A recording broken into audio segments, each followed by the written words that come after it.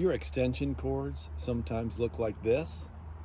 Today I'm going to show you the best way to store and care for your extension cords so they don't wind up a tangled mess. That's what I call a garbanzo knot. So make sure you like and subscribe and hit the bell icon so you can be notified when I upload future videos. Hi, I'm Kelly. I'm Dave's, assistant.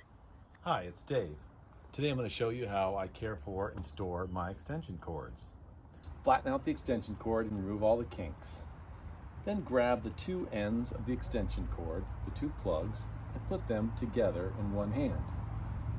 Then follow it with two hands all the way until you find the midpoint of the extension cord. While Dave's out there chasing his tail, or his extension cord, let's talk about me.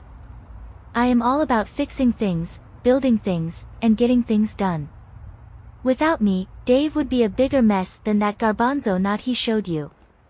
So make sure you tune in as we continue knocking out videos of all kinds of fixes and improvements. Once you do that, a good technique is to mark it with a permanent marker so that next time you'll know right away where the midpoint is. The next thing you're going to do is grab the extension cord at the midpoint.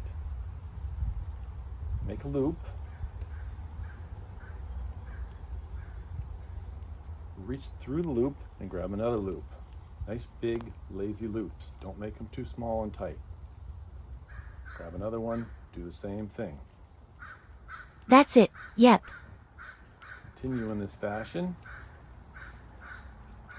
until you reach your plugs. See, you can put that in your toolbox. Or a tool bag. You can hang it from a hook on the wall in the workshop or the garage. It's really very versatile. And it doesn't come undone very easily.